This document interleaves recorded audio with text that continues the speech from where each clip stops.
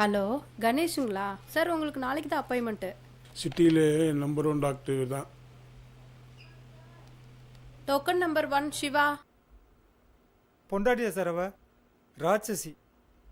ஏதோ உங்ககிட்ட அடிக்கடி பேசுறதுனால உயிரோடு இருக்கேன். வாழவும் விட மாட்டேங்கிறா, சாகவும் விட மாட்டேங்கிறா. ஒரே டார்ச்சர் சார். ஏதோ பிள்ளைகளுக்காக தின்னுட்டு இருக்கேன்.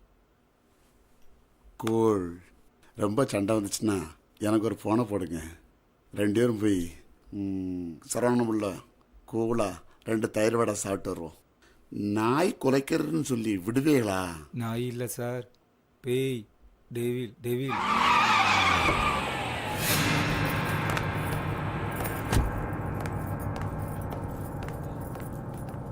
எக்ஸ்கியூஸ் மீ மேம், உள்ள பேஷண்ட் இருக்காங்க.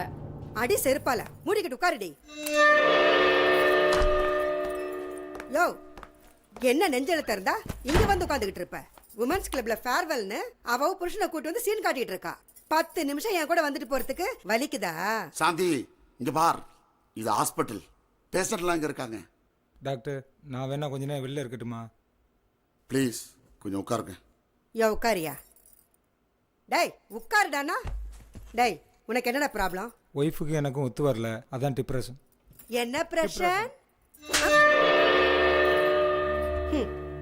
இவனே பொண்டாட்டி வச்சுக்கிட்டு சரியா வாழ தெரியாத புறம்போக்கு.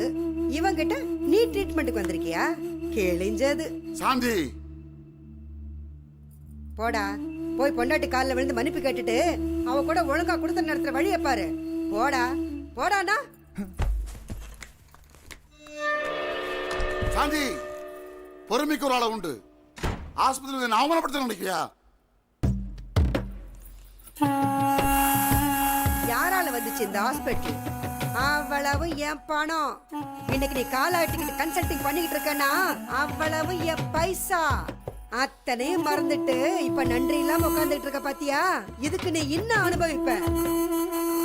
நான் நினைச்சா இப்பவே உன்னை தூக்கிட்டு வேறொரு டாக்டர் வச்சு இந்த ஹாஸ்பிட்டல சூப்பரா நடத்த முடியும்யா.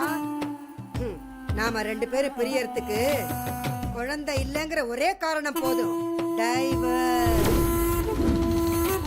நினைச்சு பாரு, நீ எப்படி வந்த, இப்ப எப்படி இருக்கேன்னு. நல்லவன்னா நன்றி வேணையா. உன்னை கல்யாணம் பண்ணதுக்கு ஒரு நாயை கல்யாணம் பண்ணிருந்தா கூட அதுவாவது நன்றியா இருந்திருக்கும்.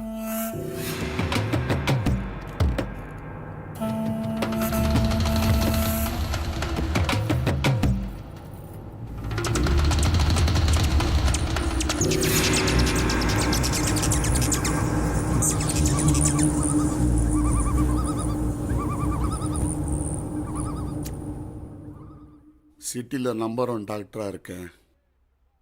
எத்தனையோ மனநோயாளுக்கு மருத்துவம் பார்த்த எனக்கு என் பொண்டாட்டி நோயை குணப்படுத்த முடியல. அவளுக்கு இருக்க நோய்க்கு பேர் என்ன தெரியுமா? பணத்திவரு. என் புத்திய செருப்பால் அடிக்கணும்.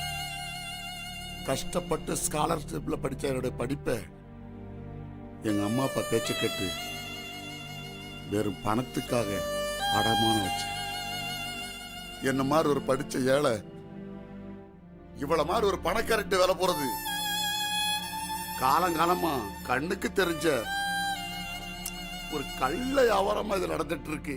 நான் மட்டும் இல்ல, என்ன மாதிரி 1 கோடி பேர் இந்த உலகத்துல வாழ்றான். ஆனா ஊமையா வாழ்றான். 1000 தடவை நான் அவமானப்படுத்தினாலும் அவ பத்திரி தான். எங்களுக்குள்ள தாம்பத்திய வாழ்க்கை நடந்து எத்தனையோ வருஷம் ஆச்சு. தப்பு தவறி கிட்ட நெருங்கினா அவ முதலாளி, நான் தொழிலாளிங்கிற உணர்வு தான் அதிகமா இருந்தது. 4 சோத்துக்குள்ள என்ன வாடா போடான்னு பலமுறை சொல்லியிருக்கா. அத கூட நான் தாங்கியிருக்கேன். ஆனா ஆஸ்பத்திரிக்கு வந்து பேஷண்ட்டுக்கு முன்னாடி என்னை அவமானப்படுத்தினதான் என்னால தாங்க முடியல.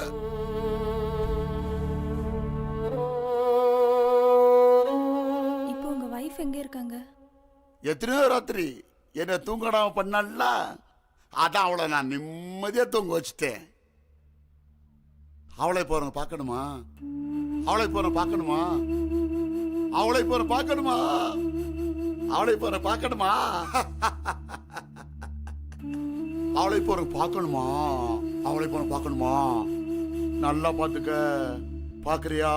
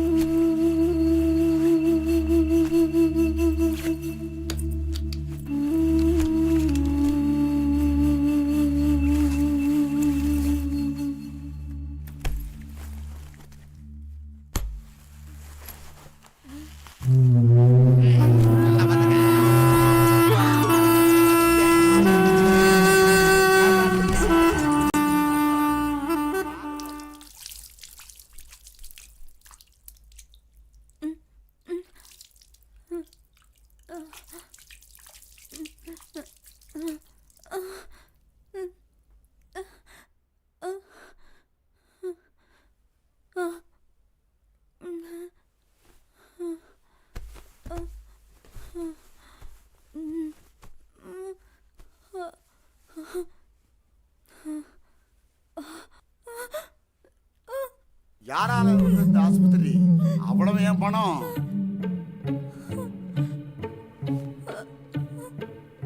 யாரால வந்து இந்த ஆஸ்பத்திரி? அவ்வளவு ஏன் பணம்? காலாட்டி கன்சல்ட் பண்ணிருக்கனா? அவ்வளவு என்னோட பைசா. எல்லாத்தையும் மறந்துட்டு நண்டிலாம் நடந்துட்டு பத்தியா? காலாட்டி கன்சல்ட் பண்ணிருக்கனா? அவ்வளவு என்னோட பைசா. அவ்வளத்தையும் மறந்துட்டு நன்றி இல்லாம நீ இன்னும் அனுப்பிடுவ. நான் நினைச்சா இப்பவுமே ஒரு தூக்கிட்டு வேற ஒரு டாக்டர் இந்த ஆஸ்பத்திரியை இதை விட சூப்பர் நடத்தி காட்டுவேன். எல்லாத்துக்கும் நீ தான் காரணம். ரெண்டு பேர் பிரிவு இருக்கு. ஒரே ஒரு காரணம், குழந்தை இல்லைங்கிற ஒரே ஒரு காரணம்.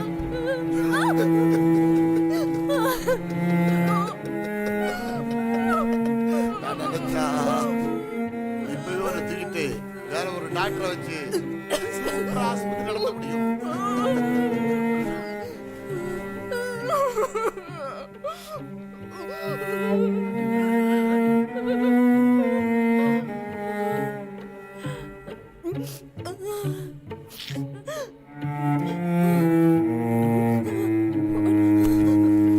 அவ்வளவு என்னோட பைசா. நீ காலாட்டி கன்சல்ட் பண்ணிருக்கனா? அவ்வளவு என்னோட பைசா.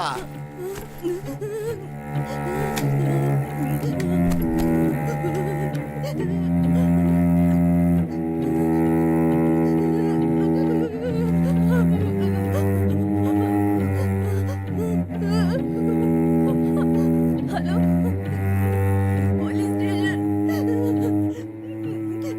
சார் சார் சார், தயவு செய்து கொஞ்சம் சீக்கிரம் வாங்க சார்.